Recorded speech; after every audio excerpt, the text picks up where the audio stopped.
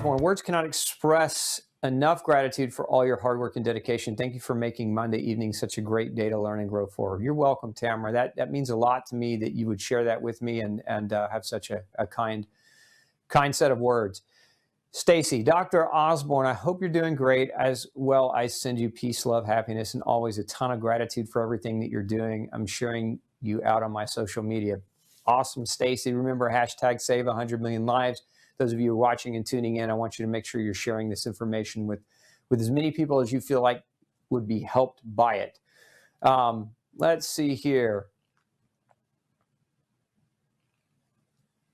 Diana says, I love you too, from Brighton, Ontario. Love it, Diana. Love it. Let's see, trying to get to some questions. A lot of you just have a lot of nice things to say, and it's just making me blush a little bit. You gals are making me feel so great. Love these things. Okay, let's see, back up just a little bit. I think I lost one there. Rufina says, my daughter says, thank you, Dr. Peter, for making this video. My mom needs it a lot. So your daughter's tuning in. See, your daughter's sucking in all that knowledge. And now she's going to become a machine of putting this in your face on a regular basis, which you need, right? We all need it. Let's see here. Lots of Missourians tonight. Let's see. Love from Minnesota. Love it. Absolutely. Wonderful lesson in life. Lots of you chiming in on where you actually struggled. A lot of fives. Power of self-forgiveness. A lot of you have overcome that. That's great. I love to hear that.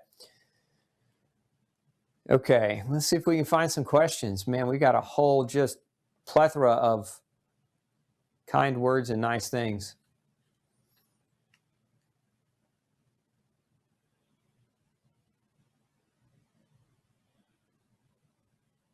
Yeah, so Janelle comments, oh, wow, I never thought of that self-sacrifice for my kids, although I wonder if it can go the other way, and that it teaches them that others should always sacrifice for them.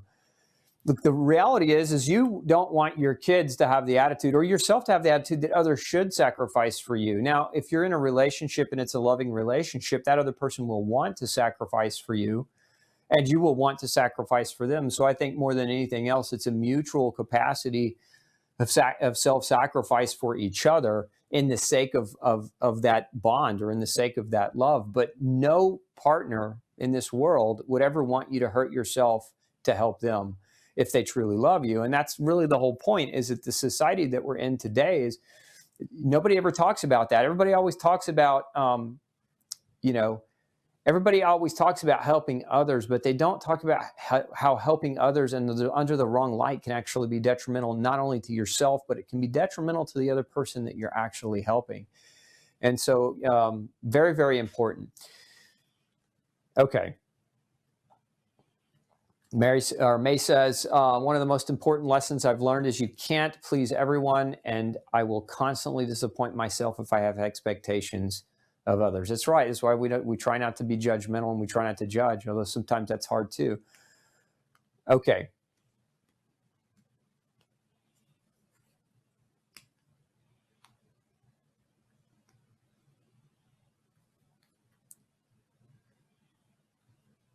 Okay, let's see here.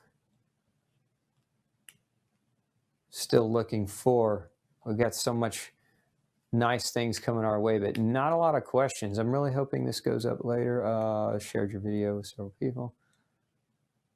Okay, so Jessica says, how to deal with negative feedback from family. Getting ready to start a 10-week protocol and sharing with my family has brought lots of negative feedback. So I love it. Pseudoscientist says, quit sharing. No, not really. I mean, you know, if you have a bond and you have a relationship with your family, with family, it's all about boundaries. And so a lot of times we allow our family members to step across our boundaries because either we have that sensation of guilt, or we have that sensation of fear that we can't tell them no. And so this kind of goes back to, here's the way I like to preface that conversation. When you're trying to have a conversation with family about a diet change or a healing change that you're getting ready to make in your own life, and it's going to affect how you eat, how you sleep, how you exercise, etc., it's going to affect those around you, and here's how it's going to affect them. they're not going to want to share in those things that are making you healthy if they don't want to share in them. In essence, if they're not ready to admit that they need exercise in their life, if they're not ready to admit that they need diet change in their life, then you presenting those things to them is really not them not being kind to you. It's them reflecting back what they see in the mirror. The fear of God strikes them because they know they probably should make those changes, but they're just not willing or in a place in their life where they're wanting to do that. And so they will try to pull you, the crabs in the bucket, they're going to try to pull you right back down. So you have to set up your clear boundaries. And here's the way I do that. When I'm talking with family members, I just put words in their mouth. So that, the art of psychology, really just try to put words in their mouth. Something along the lines of this. So look, I'm paraphrasing here. Look, Grandma, I love your cookies. They're my favorite, but my health is really deteriorated and I'm really trying to do some things for me to get my health going in the right direction. And because I know that you love me, I know you want what's best for me. And right now, what's best for me is not those cookies. What's best for me is changing my diet, getting adequate sleep, getting the right level of exercise. I so much appreciate your support, Grandma, because again, I know you want what's best for me. So thank you for understanding. And thank you for not trying to tempt me. I'm just going to thank you for not trying to tempt me in the future to deviate from this new path that I'm embarking on. And so again, what I just did was I just kind of paraphrased, putting words in their mouth for them. You assume they love you. You assume they want what's best for you. So you put those words right into their mouth, because if they really, truly do love you, they're not going to try to deviate you from your diet, even if it means they have to, even if it means they have to kind of think about what they're doing in their own world. If you put those words in their mouth, what you're really doing is you're drawing a boundary. You're saying, you can't step over this line because you love me. That's really what you're saying. And so you're drawing a very clear line in the sand, which is a very strong boundary. And the first time they try to break it, here's the thing. If they ever try to break that boundary with you, if they ever, offer up the cookie or try to get you, just one bite, or just get you to try to deviate, then you draw a hard line in the sand. So understand what I just said was a soft line in the sand, but the hard line in the sand is, look, we already had this conversation. And the reason I had this conversation from you is because I needed your support and I didn't need your judgment. So if you really want, me to be around you, if you really want the courtesy of my time and you want us to have a relationship, then I would appreciate you honoring what I'm trying to do and quit trying to tempt me in the other direction. So that's the hard line. And if you have to do it again a third time, then you draw an even harder line. And it may mean that you avoid that person for a time until you can get established in your health. And sometimes that's hard to do when it comes to family members, especially in certain cultures, because family, there's so much guilt. There's so much psychological guilt association complexes that go on in family dynamic, and you have to learn to recognize it. And so again, that's why if you evaluate yourself along these 5 lines, you'll be so much better at recognizing what is actually a family member trying to, make you feel bad for trying to improve yourself, or what is a family member who just doesn't want to improve upon themselves. And so again, that's going to be helpful for you. Okay, let's see here. Pseudo says, I'd never turn down grandma cookies. I don't know, man. If you were gluten sensitive enough, you definitely would. How do you truly go about forgiving yourself? I can repeat the words to myself, but not really mean it. So Wanda, that's a really deep question. And I really like that question. How do you forgive yourself? I don't think it just is one day. I don't think you just say, I forgive myself. I think it's through your actions and your choices. The more you pay attention to these things, the more you actually will allow your body, your mind to offer up forgiveness. Now, again, part of forgiveness and part of forgiving yourself is recognizing your failures as lessons. And for me, that was a big breakthrough, because, prior to that, again, it's if we don't learn a lesson, then we have self-feedback into self-internal criticism. So the lesson has to be learned. So where you're struggling to forgive yourself, ask yourself, what is it that I'm trying to forgive myself from? And ask yourself, did I learn a lesson from that, or am I just saying the words? The words don't mean a whole lot. It's got to be coming from more than words. And so if there was no lesson learned, then begin the process of self-forgiveness by asking, what is the lesson? and diving into what the lesson is and really focusing in on that lesson and then learning it and then applying it, because it's a lot easier to forgive yourself when you don't have repetitive mistakes, right? So there are a lot of reasons why we might not be forgiving ourselves, but one of the biggest ones that I see in the psychological realm of food is people basically having that self-criticism over a binge eating session. So like they went off the deep end, they had a weak need moment and, ate a pound of cookies or ate, a vat of ice cream or whatever that might have been. And so they don't forgive themselves. They go here instead. And the reason why one of the reasons this keeps happening and they can't forgive themselves is because there wasn't a lesson in it. And so what is the lesson? If you dive off that deep end and you do that thing that is going to hurt you, that has hurt you in the past, what do they say about insanity? Repetitive behavior with the expectation of a different outcome is insanity. So, you've got to learn from the lesson, and then you've got to practice from the lesson. And again, practice doesn't mean perfect. We practice to become more perfect, but you may fail a few times before you get to a point where you're ready to give yourself that forgiveness. But asking yourself whether or not you learn the lesson can sometimes be the first step in recognizing forgiveness. All right, everyone, let's see.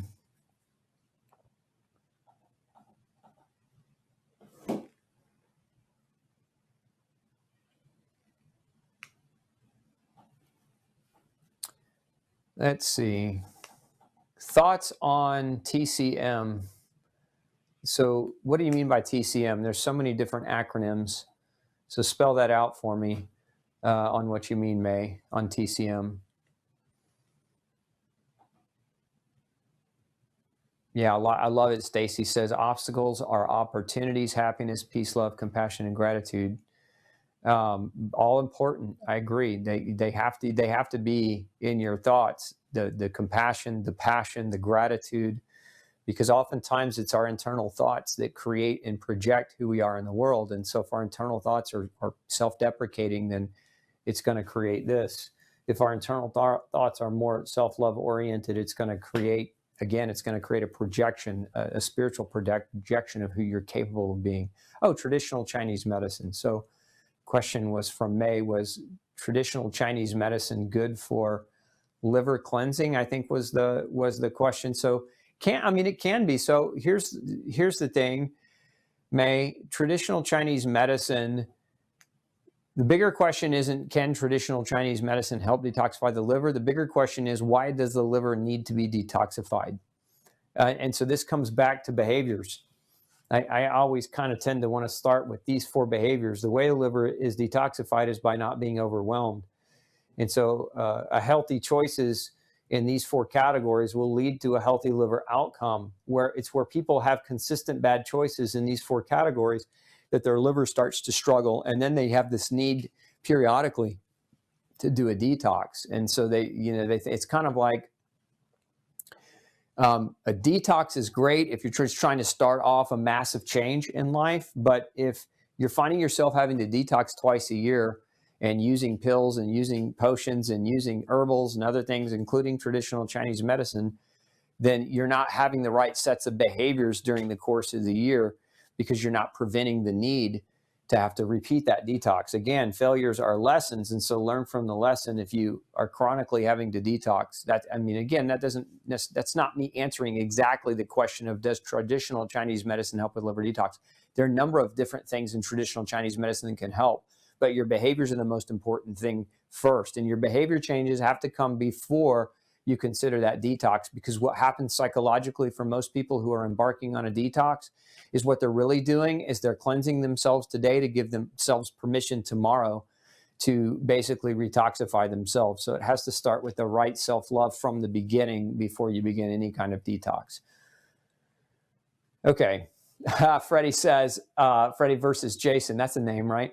Ice cream is love. It is in our culture, right? And I grew up just like you guys. When I was a kid, my mom would stock the freezer with Little Debbie's and the discount bakeries. I mean, that's what was in our freezer, and that's what we ate every day, like that. That and peanut butter and white bread and milk full of hormones. Like that's the kind of food that I grew up on. But I don't know that I've shared this story on a live event, but I was a chubby little kid when I was in 6th grade. I was probably about 40 pounds overweight. And, poor me, imagine a little kid like me, I was interested, I was coming of age, right? 12, 13, when young boys come of age and they start to have an interest in females, right? And here I was, and nobody had an interest in me. And here I was eating Little Debbie snack cakes and Dolly Madison discount bakery products and hormone-loaded milk. And it was really around that time that I realized in sports is what saved me. I discovered basketball and I discovered running. And sports really saved me from a lifelong challenge of battling food-induced disease, illness, and obesity. But that was my first endeavor into it. And so, yeah, we all probably have a story like that where food, in this case, ice cream, somebody mentioned ice cream is love, but where for me, food was love. We grew up, and that was, if there was a problem, if somebody was sad, somebody was quick to shove a plate of some kind of food in your face and say, oh, poor you, here you go. This is the way we love. And look, even in my house today, my wife has, this wooden spoon, and she uses it to cook a lot of our meals with. And we always kind of tease her and we say, this is the magic wand of love, because the master ingredient in any meal is love. And that love of food and that love of cooking doesn't have to necessarily be detrimental. You just have to first get educated about what is in food, and then food can be love again. Remember, ultimately, if we go back in time, before processed food, before all the chemicals, before all the genetic engineering and everything else that went on, food was made from somebody's garden. Food was made from somebody's true love. They really, truly loved you, and they were caring enough about you to create something grand for you. But today it's not the same connotation, because somebody might have the same thoughts of love, but here they are, maybe they're baking up a cake, but the cake mix is full of processed corn sugar from genetically modified corn. It's full of brominated wheat flour, and then they're going to add margarine to that, and then they're going to coat it with hydrogenated vegetable oil as icing with sugar in it. That, that's not love, right? I mean, the intent is there, the intention is there, but the actual outcome is one that hurts you and doesn't help you. And we get, the same thing can happen in life when we don't learn to love ourselves. We get exposed to all these different people and to all these different things, and we get all this guilt as a result of not damaging ourselves for the sake of making somebody else's fruition of what they perceive to be love, which is feeding you with poison. So you have to call a spade, and sometimes that honesty can hurt somebody else's feeling, and you have to be willing to do that if you want to save yourself. So I know I just kind of went off on a tangent there, but food is love, and that was what somebody said. Ice cream is love, and so you're not wrong. And so we just have to define what food should be love versus what food should not be considered as love. Okay.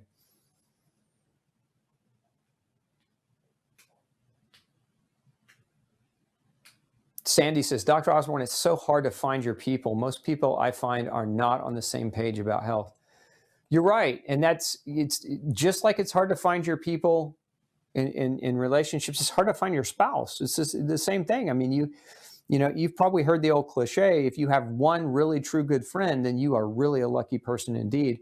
And that's true, because real true friendship comes out of this. It comes out of two people having self-love first and then coming together and conjoining their love because they know how to properly love. And it's a really hard thing, and it's a rare thing to find in the world. And so this is, in a sense, it leads to disappointment and depression for a lot of people because they're not able to find their tribe, so to speak.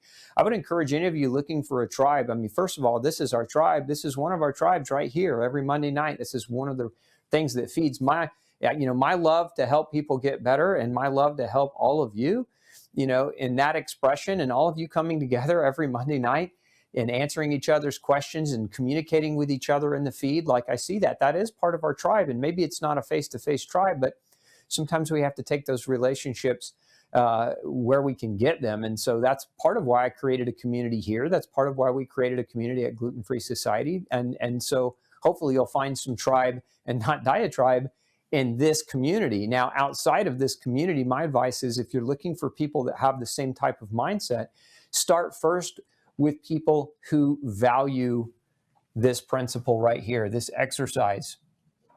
And generally, this is, my part of my core family outside of my of my children and outside of my wife are the people that I exercise with. And one of the reasons why is we go and we take it, we put all of our energy out on the floor, and we go all out together, right? We do it together. We respect each other, and we all respect it in order to exercise the way that we try to exercise. And I'm a CrossFitter, and so I love the CrossFit community because they know and understand that exercise is important, and they're not going to try to deter you from it. They also know that food and sleep are important to recover from that exercise. So this community has been, in my opinion, very, very helpful for me to find other people with like, again, with a like attitude. Now, that being said, you also don't, some of your tribe, you may not eat the way you do, may not exercise the way that you do, but they still have the ability to love themselves and then subsequently love you, and they still respect your choices around this area. And that's where you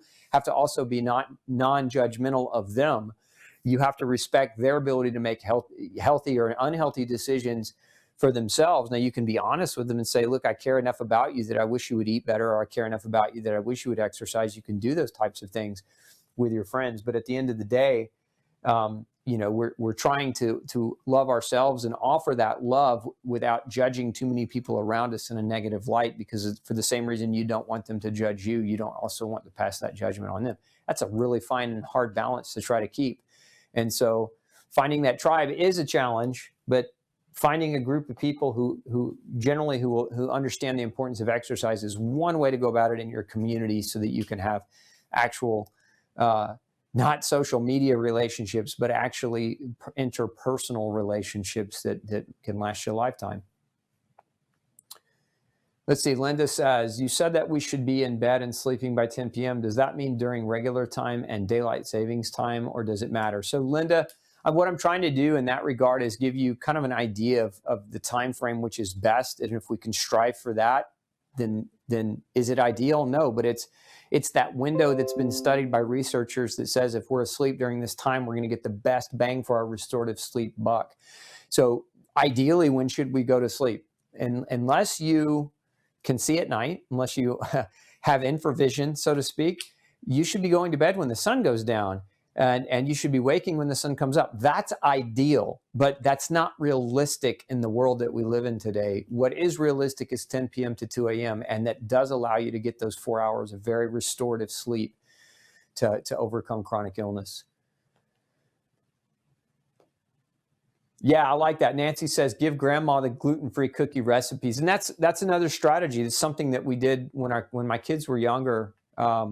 We didn't just take away food. We didn't just say, Grandma, you can't bake cookies. We said, Grandma, we don't eat gluten. And if you want, let's scroll down on the right side here, on my right.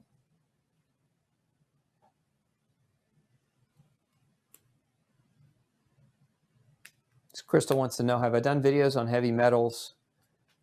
I've done a few, nothing too super in depth. We can add that to the queue.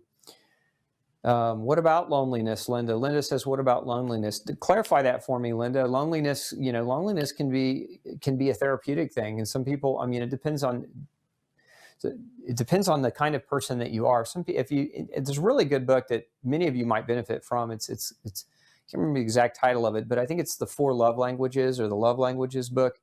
And they talk in that book about how people express and how people receive love. And some people receive love by spending quality time with others. And so loneliness for them is a lot harder than, say, somebody who receives love through gifts, or somebody who receives love through other ways. But clarify that for me, Linda, and I might be able to address it a little bit better. Let's see.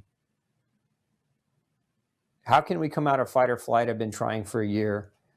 If you've been trying for a year and you haven't been successful, Anthony, then there's probably something that you're currently doing that's triggering that fight or flight. Now, for a lot of people, the food can create that trigger. Food reactions, so sensitivities or allergens. Allergens in particular, IgE responses to food, will drive up histamine, which drives up adrenaline, which drives up your fight or flight, which makes it very, very hard to ever get out of it. So if your doctor, if you're not working with a functional medicine practitioner and they haven't done some investigation as to what foods you should or shouldn't be eating, and you don't have that answer, but maybe you've followed like no grain, no pain, and the diet of no grain, no pain, then you might want to consider getting additional testing done, just asking your doctor to run additional testing to help give you better clarity. Because if you've been struggling that long, there's something else that's still triggering the fight or flight. And it might be spiritual, it might be chemical, it might be physical, it might be emotional. There are a number of things in those categories that can be triggering. Yeah, I like that. So somebody mentioned lonely, and then somebody else commented, Stacy commented back, lonely is a time of exploration to get to know yourself better and what's important to you. I couldn't agree more. You've got to be able to know what you want, what are your dreams, what are your aspirations, what things fulfill you. Again, because that helps you embark into relationships when you are lonely, is knowing yourself. That's why most of the philosophers, and again, I'm going to be cliche here, but you've all heard this.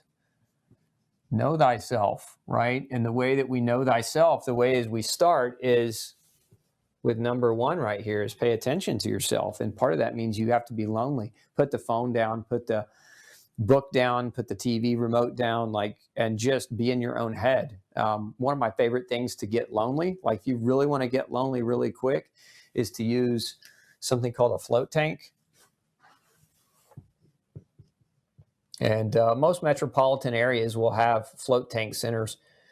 And what this basically is you get into a big bathtub. It's a huge bathtub that's filled with about 1,000 pounds of magnesium salt. And the magnesium absorbs into the skin, but the magnesium also creates a buoyancy for your body. So your body floats, it can't sink. It's like the Dead Sea. Your body cannot sink in that tank. The water's the same temperature as your body, so you don't really feel the sensation of temperature. You're wearing blinders when you get in the tank, and you're wearing earplugs so you can't see or hear. And so again, what float tanks are also known as, they're known as sensory deprivation. So you're depriving yourself of sight, of sound, of temperature, of gravity, and all you're left with is what's in your noggin, is what's inside your head, right? And that's the ultimate way to be alone with yourself, where you're not tempted to pick up a book or the phone or whatever it might be. And so you'll spend the first 15 minutes arm wrestling your own brain, literally, not literally, but figuratively arm wrestling your own brain, like talking to yourself about how silly this is and how ineffective it's going to be, until you go into this really unique brainwave state where you start getting some serious meditation done and some serious thought done. But that's a great way to be alone. It's a great way to be alone. Some people do morning meditations alone. But if you're anything like I was when I started to try to meditate, I just couldn't get into it. My mind thinks too quickly. It was too slow, and I needed to have training wheels to do it. And that's kind of what a float tank or sensory deprivation tank is. It's like training wheels to be able to meditate effectively. Okay. So Jesse's asking, is the inability to express, show, or understand love in any way related to addictions, disorders, or disorders that you previously spoke of? Yeah, all of them. Love is the number one ingredient. And if we're calling it a soup, in the soup of healing, love is the number one ingredient, which is why I'm dedicating an entire show to it. So absolutely. It can affect any disease, can affect any illness, can trigger addictions, can trigger all kinds of health issues.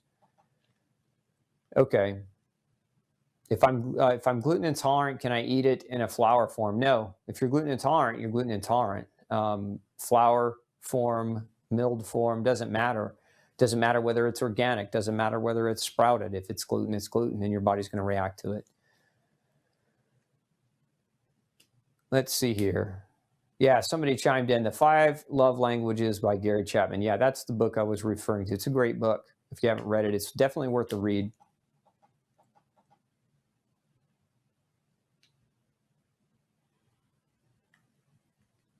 Okay. Yeah, I wish I had one of those float tanks in my basement. Somebody says, yeah, they're pretty nice. Let's see. I'm struggling with my new diet, and I feel hungry in a couple hours after I eat. So one of the things that you should understand is that hunger, so I'm running out of room on the board here. I want you to write this down. It is okay to be hungry. This is kind of one of the things that people forget. We've been, again, in our culture, in our society, people talk about 3 square meals a day, eating 6 small meals a day, making sure you don't miss a meal. Breakfast is the most important meal, like all the cliche things that we hear. But it's okay to be hungry. Think of it like this. So all of your emotions and all of your experiences are on a polar spectrum of things, right? And so what's the opposite of hunger? It's fullness, right? And so where most people stay is they stay full. They eat a lot at a meal, and then they really never experience hunger, and then it's already time to eat again. And so they're going from one meal to the next meal to the next meal, never even understanding what it feels like to be hungry. So they don't even know what true hunger is. And that's so true in our industrialized nation, not even experiencing hunger. This is, one of the things that fasting can be so helpful for, experiencing fasting and understanding that it's okay to be hungry. You're not going to starve to death in 1 day, 2 days, 3 days. You're not going to starve to death in 5 days, most of you. So it's okay to be hungry. Don't let diet change and the hunger that you might experience detract you from experiencing or going through diet change, because experiencing hunger is a very important part of healing, and it's a very important part of what you should experience on a regular daily basis. Okay. Let's see here. Tiffany wants to know, do you think zinc shock therapy, zinc sulfate every 3 hours at the first signs of flu or cold as a preventative is safe and effective?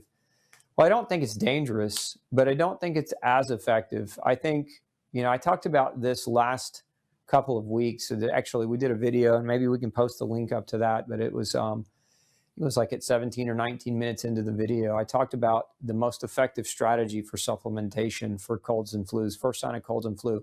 Vitamin A, vitamin D are probably more critical than anything else, in vitamin C, like A, C, and D, those three. And is zinc helpful too? Absolutely it is. Zinc is a very important immune regulator. But if I were going to pick a therapy, if I could only pick a handful of things, I would pick A, D, and C as my top 3 agents. Okay. I like that. So Ernie's just sharing that he bakes grain-free cookies and other treats and gives them to non-gluten-free friends and family. They like it. Some of them like it better than the wheat-based cookies and snacks. Yeah, I mean, that's something I love that idea, and I think that's something that maybe you should all do to get people more on board with kind of how you eat, and that, because a lot of times when you bring the food to the party, people look at you like it's going to be gross, and they don't even try it. They won't even give it the time of day. I love that. Matthew says float tanks are awesome. Help me so much. Yeah, float tanks are. They're great. Let's see here. What if you never feel hungry? Is that a sign of something? I mean, it depends, Paul. That's a pretty big question. It depends. I need to know more about your daily diet, what you eat, how long you wait until you eat, if you're doing any kind of fasting, etc. There are a lot of variations of that question that we could go into. It's Freddie says sweet potatoes are love. It's gluten-free. It's nightshade. It's not a nightshade like potatoes. It fills you up. Do I agree? Yeah, I think sweet potatoes are a great source of energy, great source of fiber, great source of carbohydrate, great source of nutrients, great source of vitamin C. A lot of value to a sweet potato. A lot of carotenoids in sweet potatoes too.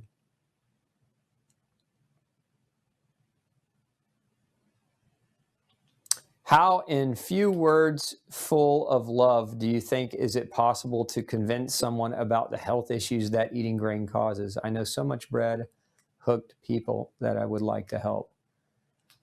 I think in as few words possible, if you're trying to convince people that grain is detrimental to their health, the best thing you can do is give them a copy of No Grain, No Pain. Because there's no few quantity of words. A person has to be submerged into the information, because what most people do when they hear that is they think, oh, gluten-free, that's just a fad, and they completely dismiss it.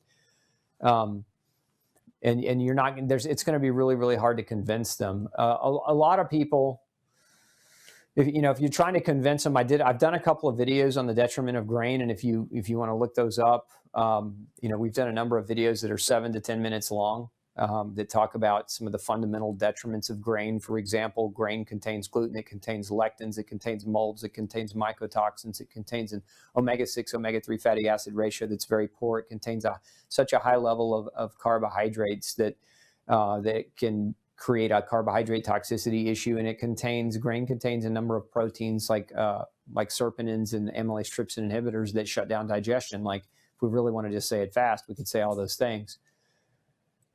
Low white cell count. What does a low white cell count mean when I'm eating the best I can? It means your immune system's struggling, Carol, most likely. And that would depend on is it total white count? Is it neutrophils? Is it lymphocytes? Which white cell? There's 5 different classes of white blood cells that generally are tested for on a complete blood count and differential. So kind of depend. It could mean that you're anemic. It could mean that you're vitamin B12 deficient. It could mean that you're still eating foods that you're allergic to. It could mean that you have a chronic infection that hasn't been dealt with.